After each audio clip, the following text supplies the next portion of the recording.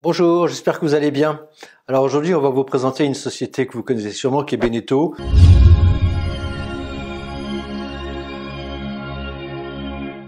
Beneteau est un leader mondial dans la plaisance et c'est une société ancienne qui a été fondée par Benjamin Beneteau à la fin du 19e siècle et qui est encore détenue aujourd'hui à 54% par la famille du fondateur.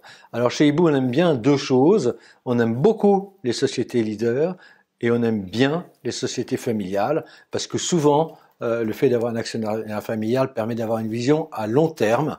C'est ce qu'on voit par exemple avec une société comme Michelin. Voilà. Alors, Beneteau, c'est pas le numéro 1 mondial de la plaisance, c'est le numéro 2. Mais vous savez que dans la plaisance, c'est les bateaux à moteur et les bateaux à voile. Et la spécialité de Beneteau, c'est tout de même les bateaux à voile. Et ils sont numéro 1 sur le segment à voile au niveau mondial. Alors, le numéro 1 mondial, c'est Brunswick, donc ils sont juste derrière, mais Brunswick est surtout dans les bateaux à moteur. Alors, Beneteau, c'est une société qui compte 8000 salariés et qui bénéficie d'une présence industrielle internationale. Il a 22 sites de production, essentiellement en France, en Pologne, aux États-Unis, en Italie et au Portugal. Alors, le groupe est aujourd'hui divisé en deux, une partie habitat, qui s'appelle BioHabitat, qui fabrique des résidences mobiles et qui réalise en 2023 18% de chiffre d'affaires et 16% du résultat opérationnel. Alors il faut savoir que Beneteau a décidé de se concentrer sur son cœur de métier et donc de vendre la partie habitation mobile, BioHabitat, à un concurrent, enfin pas un concurrent, à une autre société qui est spécialisée dans les camping-cars où elle est un des leaders mondiaux et qui s'appelle Trigano, qui est une autre société que nous aimons beaucoup. Alors évidemment, le fait de se concentrer sur les bateaux à voile dans un premier temps, ils vont perdre une partie de leur chiffre d'affaires et une partie de leur rentabilité, donc ça peut peser à court terme, mais sur la longue route, ils dégagent des ressources financières pour se concentrer, pour investir dans leur cœur de métier et dans une vision long terme. C'est ce que nous aimons chez Hibou. Alors donc la division bateau, qui représente 82% du chiffre d'affaires en 2023 et 84% du résultat opérationnel, elle conçoit, fabrique et commercialise auprès d'un réseau international de concessionnaires 128 modèles de bateaux. Donc beaucoup de modèles et ce sont des modèles qui sont vendus sur 4 marchés stratégiques et 28 segments de marché et qui répondent bien à la diversité des usages et des désirs des clients. Voilà, ils sont vraiment à la fois sur la voile et sur le moteur, sur une très large gamme de bateaux.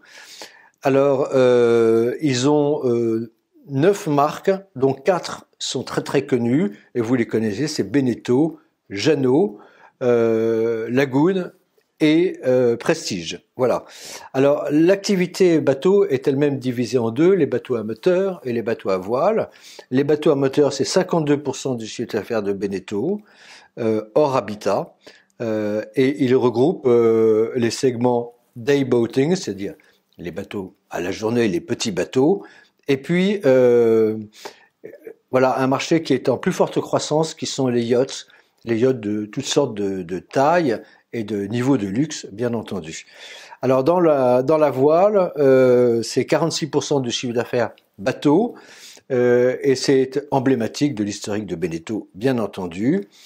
Et le groupe est leader mondial et il est à la fois sur le segment des monocoques et des multicoques. Alors sur le segment des monocoques, il détient pour les 14 à 65 pieds 60% de part de marché mondial. Donc il est vraiment dominant et il est également sur les multicoques. Alors il a une part de marché moins importante, mais il est également numéro 1 mondial dans les catamarans de croisière. Voilà ce que tout le monde ne sait pas et ce qui est un bon point pour Beneteau. Alors évidemment, Beneteau produit également les pièces détachées pour ces bateaux. Ça représente 2% du chiffre d'affaires. Et puis, il développe également, et ça c'est nouveau, c'est très intéressant, il développe toute une offre de services et il le fait surtout via des prises de participation. Et si vous voulez, ça consiste concrètement à se mettre dans la location à la semaine ou à la journée et d'offrir toute une série de services attachés à cette location. Voilà. Alors, l'objectif de Beneteau, si vous voulez, c'est très intéressant sur le plan commercial, c'est plutôt de vendre un usage plutôt qu'un bien. Voilà, c'est un mouvement que nous pensons être intelligent pour la société. Alors, si on regarde sur le plan géographique, eh bien, on voit que la plaisance, c'est surtout dans les pays développés, hein. Et donc, 50% du chiffre d'affaires de Beneteau aujourd'hui est réalisé en Europe, 30% en Amérique et 11% dans les autres régions du monde. Et puis, il y a les flottes de bateaux qui sont essentiellement les loueurs qui représentent 9% du chiffre d'affaires. Voilà. Alors, on remarque que le groupe s'est profondément transformé parce qu'il y a encore quelques années, c'était surtout une société européenne. Donc, ils ont très très bien joué leurs cartes. Ils sont allés s'implanter aux États-Unis et l'Amérique du Nord représentait que 13% des ventes il y a un peu plus de 10 ans, 2011-2012. Et vous voyez qu'aujourd'hui, ils en représentent presque un tiers. Donc, c'est vraiment une très beau pas en avant qu'a fait Beneteau. Voilà, le descriptif général de la société et maintenant Marie va vous montrer plus en détail l'évolution du bilan et de la stratégie. Si on regarde maintenant un peu plus en détail les comptes de Beneteau, si on regarde notamment l'évolution historique de son chiffre d'affaires, on voit qu'en tendanciel, il y a de la croissance, hein, c'est indéniable, mais c'est quand même très en dents de scie et ça reflète bien vraiment la cyclicité des marchés sur lesquels évolue le groupe, parce que voilà, le bateau de loisir, c'est un peu la première dépense qu'on coupe quand il y a une petite récession. On retrouve dans le résultat opérationnel courant que je vous ai mis en bleu sur le graphique cette cyclicité du chiffre d'affaires et de l'activité de Beneteau. Mais quand on regarde les marges en orange, même s'il y a toujours des gros creux, on voit quand même qu'en séquentiel, elles ont tendance à augmenter. Et même en 2023, on a pour la première fois un dépassement des niveaux pré-crise et subprime. Donc ça faisait 15 ans que le groupe n'avait pas retrouvé ces niveaux-là, et en 2023, ça y est, il les a dépassés. Donc c'est à la fois le signe d'une conjoncture économique qui a été plus favorable, en dehors du Covid bien entendu, ces dernières années, mais également c'est le résultat de la stratégie de croissance en valeur de la division bateau de Beneteau, c'est-à-dire qu'ils ont conjugué une hausse des prix et une montée en valeur des modèles vendus. En parallèle, ils se sont livrés à une politique en fait de rationalisation et de réduction des coûts, hein, Guillaume l'a mentionné. En 2020, au début de l'épidémie de Covid, donc, le groupe s'est engagé dans une adaptation forte de ses produits et de son organisation industrielle. Jusqu'ici, ils étaient axés, et à juste titre, hein, c'est ce qui a permis d'acquérir cette position de leader assez exceptionnelle. Eh bien, pour conquérir ces marchés, ils avaient développé une offre assez complexe, avec beaucoup de modèles et des coûts de production élevés. Et donc, le groupe depuis 2020, donc, travaille vraiment à rationaliser sa production. Il est passé de 12 marques internationales, près de 200 modèles, à 9 marques aujourd'hui, et je crois un peu plus de 120 modèles, il me semble. Et d'autre part, il a augmenté la flexibilité et la productivité de ses usines en se basant un peu sur le modèle de l'automobile, en adoptant une stratégie de plateforme. Par exemple, son usine de Poiré-sur-Vie en Vendée, hein, vraiment le site historique, produit désormais des catamarans, alors que jusqu'ici, elle accueillait uniquement la construction de monocoques. Donc là, ils font bicoque et monocoque au même endroit. Ils recentrent, ils rationalisent pour être plus productifs et gagner en efficience opérationnelle. Par ailleurs, afin d'accélérer la croissance et la montée en gamme de leur division bateau, ainsi que leur développement dans de nouveaux métiers du nautisme, le groupe a annoncé il y a quelques mois la cession probable, il faut encore que l'autorité de la concurrence donne le feu vert, de son activité habitat, qui a une plus faible marge en relatif que les activités bateau. L'habitat est à 12,3% en 2023 de marge opérationnelle courante, alors que le bateau est à 14,1%. Donc il le cède donc à Trigano, qui est le roi du camping-car. C'est plus cohérent pour les deux sociétés d'ailleurs, parce que c'est plus dans le cœur de métier de chacune, pour Beneteau de rester sur les bateaux et Trigano de s'enrichir de cette division habitat. Et donc pour Beneteau, ça devrait également élever la rentabilité moyenne de son exploitation de manière mathématique forcément. Si on regarde en moyenne depuis 2015, ça marque un peu l'année du retour à une conjoncture économique un peu plus favorable pour le nautisme, bien sûr là encore en dehors de la parenthèse du Covid. On voit que Beneteau a connu une croissance de son résultat opérationnel en moyenne chaque année de l'ordre de 21% par an, très élevé, alors que dans le même temps, les ventes étaient à 6%. Donc voilà, le résultat opérationnel a cru plus de 3 fois plus vite que les ventes, et ça montre vraiment l'effet de levier d'une bonne conjoncture sur la rentabilité du groupe. Si on regarde maintenant d'un peu plus près la structure financière du groupe, côté cash, on voit que la position en cash est en tendanciel en hausse sur les 4 dernières années. Par ailleurs, la dette nette du constructeur est restée bien maîtrisée. Elle est quasi, je vous ai pas mis de graphique parce qu'en fait elle est assez négligeable, elle est pratiquement tout le temps négative et de temps en temps elle repasse en positif, mais en l'occurrence la dernière fois qu'elle est repassée en positif, c'est à cause d'un changement de norme comptable, mais sans ce changement elle serait restée en négatif. Donc en gros, ce qu'il faut retenir c'est que Beneteau génère une trésorerie nette positive. Quand on regarde le dividende, donc le retour à l'actionnaire, là, c'est vraiment un aspect important du dossier Beneteau. C'est très cyclique, comme les ventes, comme l'activité du groupe. Donc voilà, quand si un investisseur est intéressé par le dossier, quand il s'engage dedans, il faut vraiment pas perdre de vue cette cyclicité très forte et qui se ressent aussi, bien sûr, sur le dividende. Si on regarde maintenant les drivers à la hausse pour Beneteau, bien sûr, il y a la croissance économique mondiale et notamment au sein de ce phénomène de croissance économique, on a la forte croissance du nombre de ménages aisés. Et pour ces ménages aisés, un attrait grandissant des activités de loisirs de plein air et notamment le nautisme. Et également, autre tendance, c'est vraiment le développement des tendances d'usage, donc la location de bateaux à la journée ou à la semaine, qui offre un moyen plus simple et moins cher donc que de s'acheter un bateau. Et ça élargit l'assiette aussi des clients potentiels pour Beneteau qui s'investit dans ces marchés également. Dernier driver à la hausse pour le nautisme, c'est bien sûr la position de Beneteau. Beneteau jouit d'une taille critique et d'un positionnement concurrentiel fort, on l'a évoqué, mais Beneteau, à titre indicatif, a un chiffre d'affaires en France qui est 5 fois supérieur à celui du numéro 2, Fountaine-Pajot. Par ailleurs, il a bien sûr un réseau de distribution très important en Europe et aux États-Unis. Il a un portefeuille de marques différenciées, on l'a vu, prestigieuses, acquises au fil de sa croissance.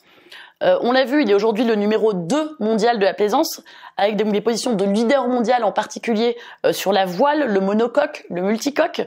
Il est leader européen dans le segment du bateau hors-bord et du bateau in-board de 30 à 60 pieds. Donc, cette taille critique, cette forte position concurrentielle, ce leadership, ils ne sont pas arrivés là par hasard, c'est vraiment le fruit de la stratégie volontariste et offensive du groupe, dont il a su faire montre par le passé et dont il fera sans doute montre également dans le futur. Ça s'est démontré vrai dans l'histoire de Beneteau, y compris dans un environnement compliqué.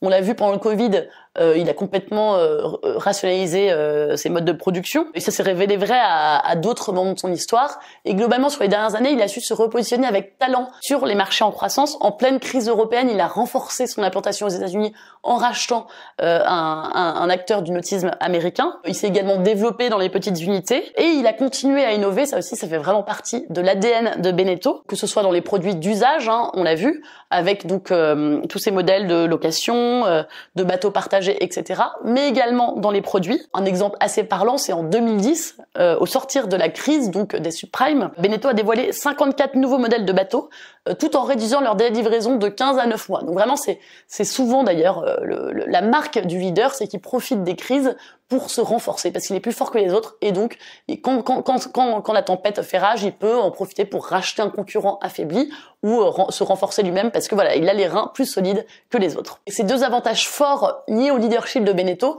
sont alliés, on l'a vu précédemment, donc je passe rapidement, à une gestion rigoureuse, à un potentiel d'amélioration de ses marges qui est encore présent, on l'a vu avec la cession de l'activité Habitat, un bilan très solide, donc tout ça devrait lui permettre donc de continuer à financer sa croissance tant en organique qu'en externe, et également il y a aussi une structure familiale qui permet d'assurer une certaine continuité dans sa stratégie. Voilà pour les drivers à la hausse sur Beneteau. Bien sûr, il y a des drivers à la baisse. Déjà, quand il y a une récession, on l'a évoqué tout à l'heure, mais le budget bateau est dans les premiers à être coupé. Ça en fait donc un secteur très cyclique, donc c'est un driver à la baisse sur le titre. Mais voilà, chez Hibou, on pense que Beneteau, faisant partie une nouvelle fois des leaders de ce secteur, il est mieux à même de résister à la cyclicité de ce secteur, même si à court terme, ça peut occasionner une baisse ponctuelle du titre. Si on regarde maintenant sur le plan boursier, où en est l'action aujourd'hui, on voit qu'on a le consensus d'analystes attend pour 2024 un rendement de 3,7%. Pour une valorisation actuelle de 11 fois les bénéfices. En 2025, on est à 8,5 fois les bénéfices pour un rendement de 3,9% sur le cours actuel. Dans le cas de Beneteau, à cause de sa cyclicité très forte, le PR moyen historique n'est pas vraiment significatif, mais on peut se baser sur son EV sur EBITDA qui est à 8. Donc voilà, en 2025, on retombe à peu près sur cette valorisation-là, 8,5. La progression moyenne par an du bénéfice par action, si on regarde l'historique de Beneteau, elle est de 12%. Donc voilà, on peut se dire qu'on peut attendre une progression du coût de l'action d'au moins 12% par an. Et si on rajoute à cela le rendement, le dividende, on peut se dire qu'on sera à 15-16% par an en moyenne. On regarde maintenant la droite de régression. Bon, c'est pas forcément très pertinent pour Beneteau, mais voilà, très grossièrement, quand on regarde la pente de cette droite, on est à 13% par an dividende réinvesti, donc on est à peu près dans ce genre de chiffres. En conclusion, Hibou estime que l'investissement Beneteau est porteur et recèle encore un fort potentiel de progression. Déjà parce que, on l'a vu, les tendances de fond sur le marché du nautisme sont porteuses. La position de leader du groupe, on en a abondamment parlé, est vertueuse et sa stratégie est volontariste, intelligente et adossée à un bilan très solide. Et donc, chez Hibou, on estime qu'il peut atteindre une performance moyen terme attendue supérieure à 15% par an. Voilà pour cette vidéo sur Beneteau. J'espère qu'elle vous a plu et je vous dis à bientôt avec l'équipe Hibou.